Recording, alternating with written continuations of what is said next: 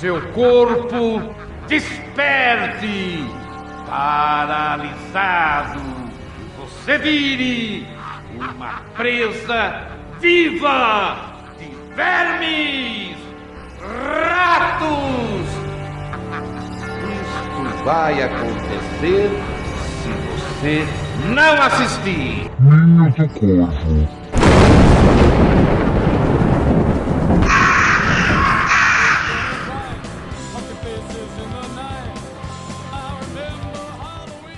É incrível o poder que histórias mais macabras têm.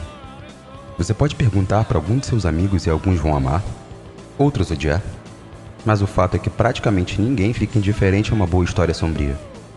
E por mais que se tenha construído toda uma tradição em relação a esse tipo de literatura, algumas vezes vemos esta sendo chamada de terror e em outras de horror, mas você sabe qual a diferença entre elas? Olá, eu sou o César e você está ouvindo o Drop do Corvo.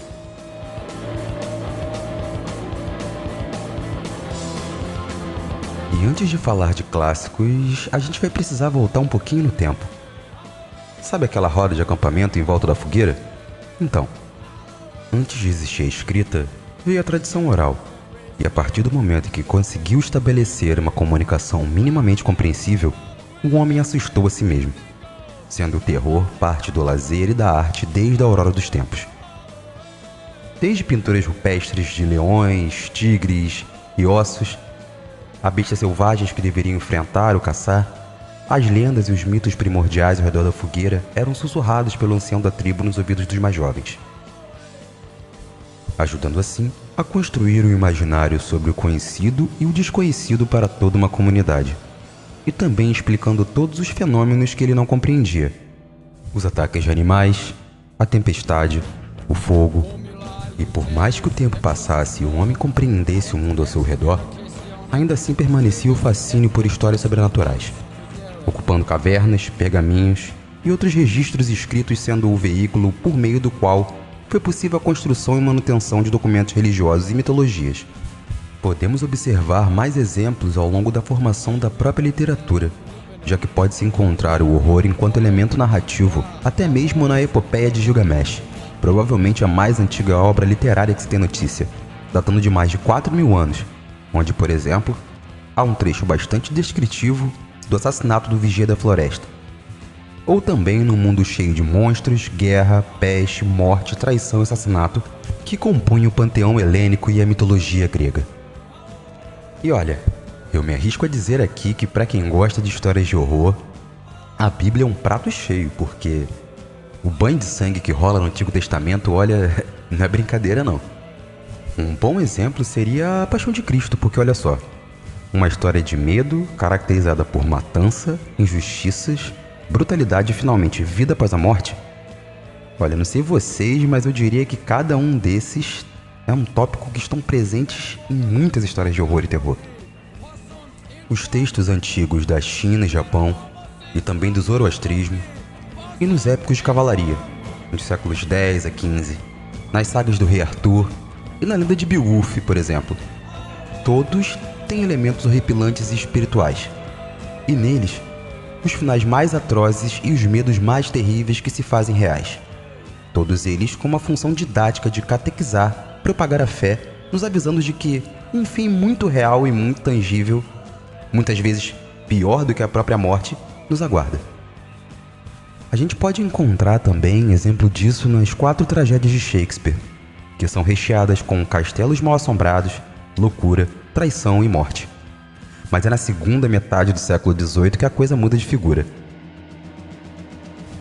Caracterizado como Idade das Luzes, o iluminismo pregava ser calcado na ciência e jogar uma luz sobre as trevas da era e do pensamento medieval. E, em oposição às ideias do iluminismo, surgiram autores que, se refugiando no castelo medieval, onde calabouços gotejantes, teias de aranha, esqueletos e fantasmas que voltam à vida, primeiramente interessado em assustar seus leitores, nada mais, mas também cunhando o início da tradição literária que conhecemos, com destaque para Horace Walpole, de seu O Castelo de Otranto, um romance gótico, de 1764. Também os britânicos Anne Radcliffe, Matthew Gregory Lewis e Emily Brontë. Bom, a gente tem aqui todo esse papo sobre literatura gótica e tal, mas é importante ressaltar que o terror e o horror são, na realidade, técnicas narrativas, e não necessariamente um gênero literário. O caso é que essa literatura mais sinistra que a gente curte usa e abusa dessas técnicas, e às vezes é uma linha bem tênue que as separa. Tá, César. Você veio com esse blá blá blá todo, mas qual é a diferença entre horror e terror? A palavra horror, do latim horrere, ficar de cabelo em pé, e do francês antigo horror, eriçar ou arrepiar. Na concepção original do termo, que se referia a um estado fisiológico anormal, do ponto de vista do sujeito, e a agitação sentida, sendo que todos os gêneros literários, um único que tem o mesmo nome de uma emoção humana, e uma outra característica que o faz o horror ser difícil de ser posto em uma caixinha específica é o fato que o horror pode ser líquido. E lá vem ele falar de Bauman. Calma. Mas o que eu quero dizer é que o horror é capaz de permear diversos tipos de narrativa na fantasia, ficção científica e dentro do gótico, onde temos o horror gótico. E lá em 1826, a Anne Radcliffe já falava sobre isso. E nas palavras dela, eu vou reproduzir aqui. Terror e horror são completamente opostos. O terror expande a sua alma e desperta as faculdades a um alto grau de vida, enquanto o horror contrai, congela e quase as aniquila. Bom, já o Stephen King, no seu Dança Macabra, de 1981, diz: Vou tentar aterrorizar o leitor, mas se eu perceber que não vou conseguir aterrorizá-lo, tentarei horrorizá-lo. E se perceber então que não vou conseguir horrorizá-lo, vou apelar para o horror explícito. E eu não me orgulho disso. Sendo o horror mais complexo de ser construído, um ambiente que transmita ansiedade, angústia e claustrofobia por meio de palavras, o terror é o suspense, o medo. A preocupação de que algo terrível aconteça, é a expectativa, o clima que é criado, é a ameaça que se esconde e você não sabe quem ou quando surgirá. Enquanto que o horror é real, é físico, é a realidade que se deve ser enfrentada. É o assassino em frente a alguém, mostrando seus dentes de predador para a presa como uma faca em riste. É o encontro com o monstruoso, com sangue e dejetos. Ele busca a resposta física no nojo e na repulsa, sendo essas reações elementos fundamentais que definem o horror, como afirmado pelo pesquisador Noel Carroll no seu clássico sobre o gênero, A Filosofia do Horror, ou Os Paradoxos do Coração. E para quem se interessa em saber como o horror funciona, fica essa dica de leitura.